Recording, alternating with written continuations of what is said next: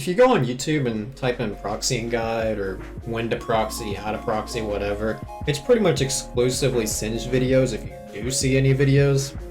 So I'm going to try to cleanse YouTube a little bit and do a proper video that doesn't have singed in it. To clarify, I'm not denying that singed is really good at proxying. Another great example is SwuM. Both are really, really good at it, and their kits are pretty much designed for it in a way. But any champion, especially top laners, can be using proxying all the time in all different kinds of matchups.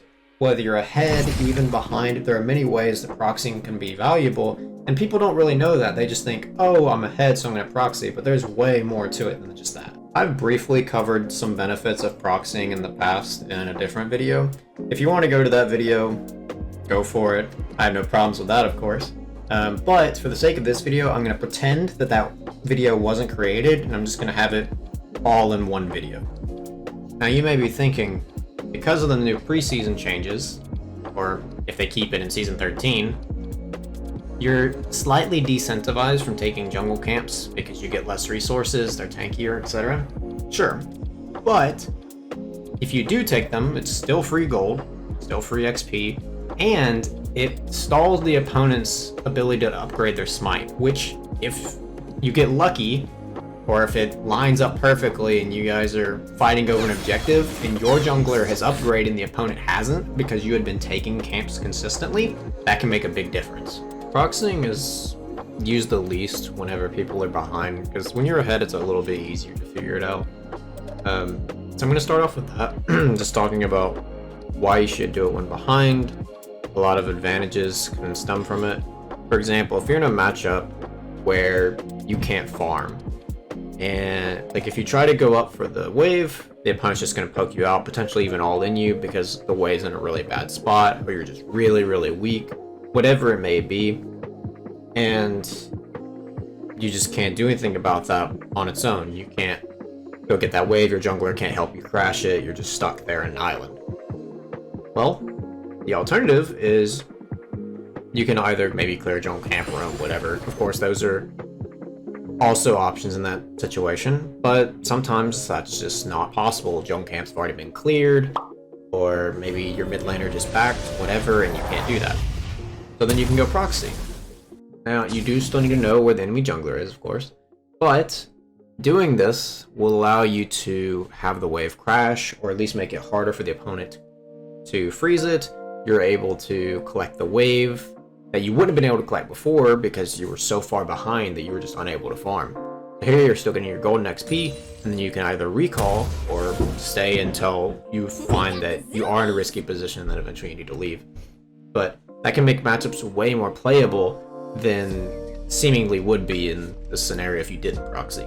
A couple things you need to keep in mind are wave clear and mobility. So for mobility, that should be pretty obvious.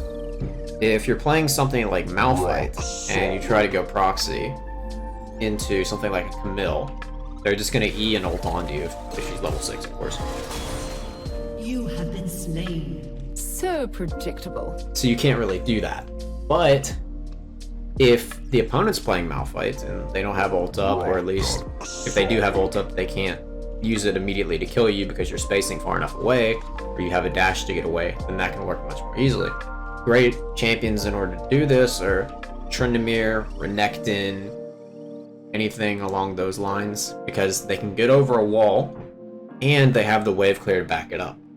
Because let's say you're playing something like Fiora and you try to do that, it's going to be pretty difficult because unless you have Tiamat, you're not going to have the wave clear to kill the minion wave quickly, which means you're going to be leaving later, but you're also going to be taking more damage from the minions.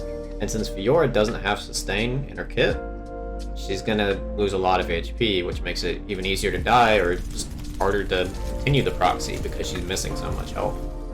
To show an actual example of this, I got a clip from my recent Twitch stream.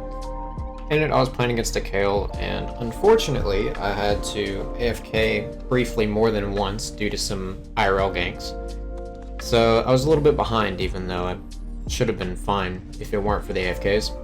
But due to that, I ended up shoving the wave, being unable to crash, and decided to go proxy. Now you could argue I should have slow pushed instead of shoving like I did, but that's not really the point I'm trying to get across from the video. So I go to Proxy because I checked the Gromp and I had a rough idea that their jungler was spot side. So I go and clear the wave, as can be seen.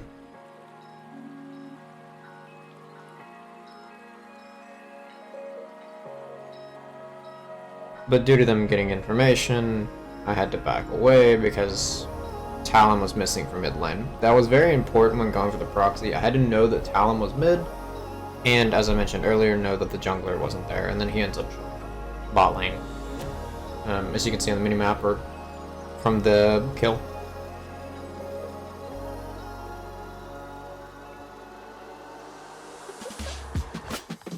Note that after that occurred, the wave is now slow pushing into me because she was having difficulty holding the wave, and it's much easier for me to manage instead of having to try to force crash.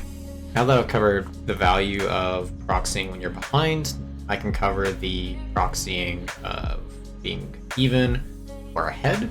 When you're ahead, it's really easy to proxy, and there's going to be a lot more value generally than when you're behind, but it is still important to consider being behind. So, list off some of the things you want to hit your spike earlier, for either a fight or just before your recall in general. You can get the gold, buy your item a little bit earlier. Let's say you just need 100 more gold, you finish off that minion wave and then you're basically there, or if it's cannon wave, maybe you can get a little bit more gold, etc. Get you to that mythic item or whatever purchase you want to finish, and then you can return to base to buy it. Another reason maybe you want to put the enemy jungler behind, as well as put yourself ahead. So you go and take the enemy jungle camps, which pushes back their smite upgrade, cuts their resources in general, and it also makes it a lot easier to track them because then you can place deep wards during the same time. Another reason may be that it's really hard to win trades against a champion, but if you force them under turret to where they have to burn their mana in order to farm, it can be a lot easier to set up a dive, for example.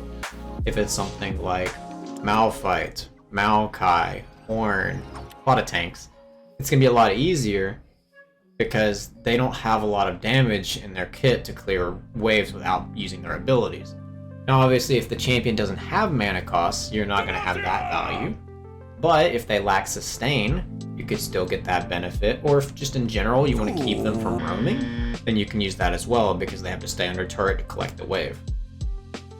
As I said before, or at least alluded to it, it helps to set up a dive because they're having to deal with very large waves, constantly trying to clear it. They're going to burn HP, potentially mana, abilities. You can set up the dive after you've cleared the waves. Maybe it'll take multiple trades, kind of depends on how low they are, but it makes it a lot easier that way. If you do pull off the dive,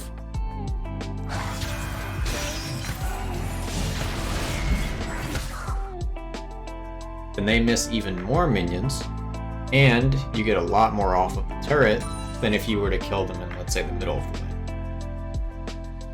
Now you may be thinking, if there are all these upsides to proxying, why wouldn't I just always proxy? Well, there's two reasons. One, as I slightly mentioned earlier, it is very risky because if you don't know where everybody is, unless you're really strong and can just 1v2, 1v3, very easy to get caught, and then you're going to miss ton of resources by doing that. Another downside is, let's say you do this into a Nasus or a Vladimir that outscales you. Let's say you're playing an early game champion, you go for the proxy, but they're too high HP to set up the dive. Well, then they're going to get to farm for free. Nasus is just going to sit there, he's going to Q, lifesteal off the minions, get his stacks, build up into the mid-late game that he loves. Not necessarily the late game as much, but he really spikes in the mid game. Vladimir, on the other hand, he would be playing for that late game, getting to his items, and then being an absolute menace with 9-10 CS per minute that you allowed him to have because you weren't stopping him from farming. If you made it this far into the video, thank you. I really do appreciate all the people that have been watching my new content. I've been trying really hard to improve the quality as best as I can. Outside of that, a little bit of a reminder since the new season is coming soon. I do free top lane coaching. All you have to do is go in the description of this YouTube video. There will be a Discord link. You can join that and DM me through there. We can set up a time. See you in the next video.